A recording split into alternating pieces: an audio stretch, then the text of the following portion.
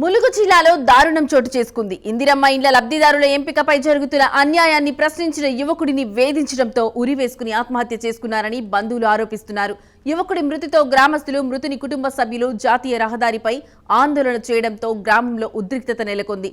ఇందిరమ్మ ఇండ్ల జాబితా నుంచి తన పేరు తొలగించారని ప్రశ్నించినందుకు కాంగ్రెస్ పార్టీ నేతలు సొంత పార్టీ కార్యకర్తపై వేధింపులకు దిగారని యువకుడి బంధువులు ఆరోపిస్తున్నారు.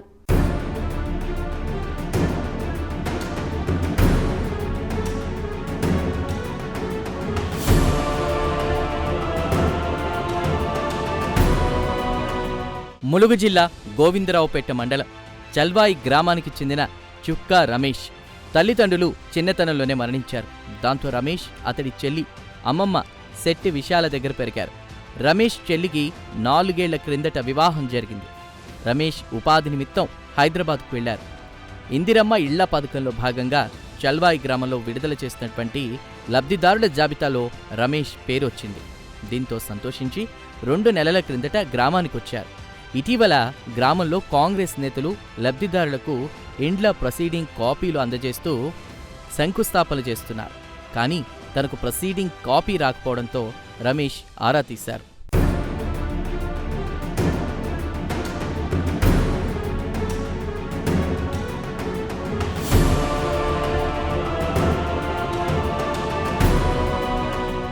మొదటి జాబితాలో ఉండాల్సిన తన పేరు 2వ జాబితాలోనూ తొలగించినట్లు తెలుసుకుని కంగు తిన్నారు. దీంతో చల్వాయి గ్రామ సమాచారం అనేటువంటి వాట్సాప్ గ్రూప్లో పోస్టులు పెడుతూ ప్రశ్నించడం మొదలుపెట్టారు. కొందరు నేతలు డబ్బులు తీసుకుని ఇందిరమ్మ ఇళ్లు మంజూరు చేయిస్తున్నారని ఆరోపించారు. తాను సైతం కాంగ్రెస్ కార్యకర్తనేనని, అవసరమైతే అందరిలాగే ఇంటి కోసం డబ్బులిస్తానని, తనకు మంజూరు చేయాలని కాంగ్రెస్ నేతలను ప్రాధేయపడినట్లు స్థానికులు చెప్తున్నారు.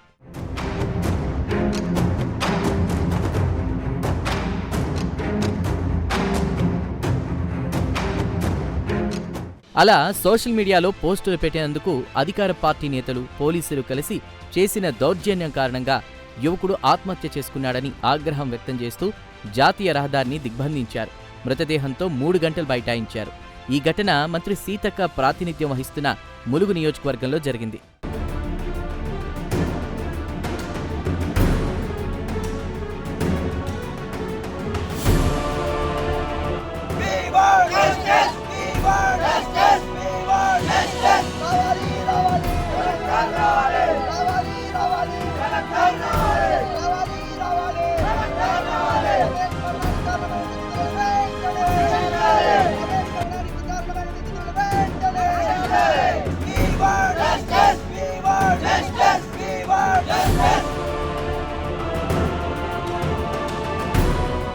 రమేష్ గ్రూప్లో పెట్టిన పోస్టులపై స్థానిక కాంగ్రెస్ నేతలు ఆగ్రహించడంతో పాటు బెదిరింపులు ఎక్కువ కావడంతో మంత్రి సీతక్క పేదలకు ఏమీ సాయం చేయలేదని, అడవిలో ఉన్నవారికి చేసిందే తప్ప తనకేమీ చేయలేదని, తాను కూడా కాంగ్రెస్ నాయకుడినేనని రమేష్ పోస్టులు పెట్టారు.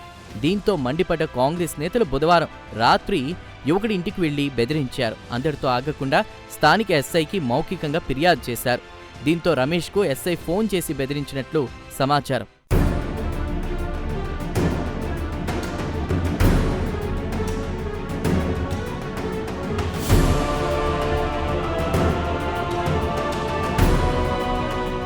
కాంగ్రెస్ నాయకులు ఇంటికి వచ్చి భయపెట్టడం, ఎస్ఐ ఫోన్ చేసి బెదిరించడం వంటి విషయాలను రమేష్ వాట్సాప్ గ్రూప్లో పోస్ట్ చేశాడు.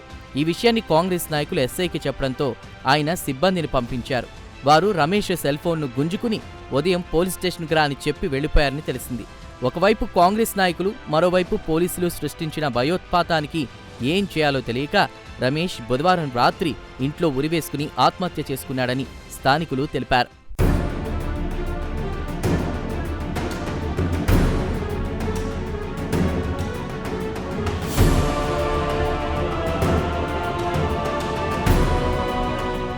ఉరివేసుకుని చనిపోయేంతగా బెదిరింపులకు పాల్పడిన వారిని శిక్షించాలని డిమాండ్ చేశారు అక్కడివారు.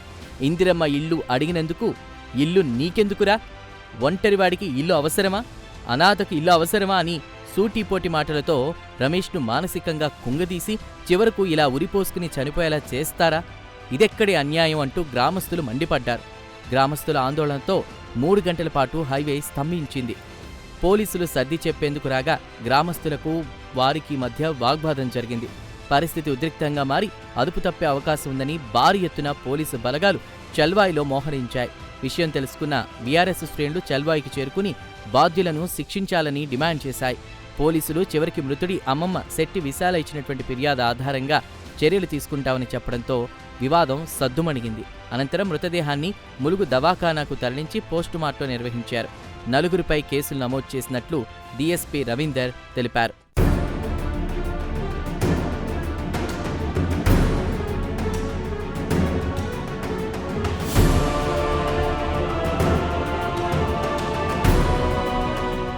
రమేష్ సూసైడ్ కేసులో దర్యాప్తు ప్రారంభించారు. నలుగురు కాంగ్రెస్ కార్యకర్తలపై కేసు నమోదు చేసిన పోలీసులు నిందితులు బెదిరించడం వల్లే రమేష్ ఉరివేసుకుని సూసైడ్ చేసుకున్నట్లు మృతుని తాత ఫిర్యాదు చేశారు. కాంగ్రెస్ కార్యకర్తలు హరిప్రసాద్, సాంబయ్య, సాయి, కిషన్ రెడ్డిలపై BNS సెక్షన్ 108 కింద కేసు నమోదు చేశారు.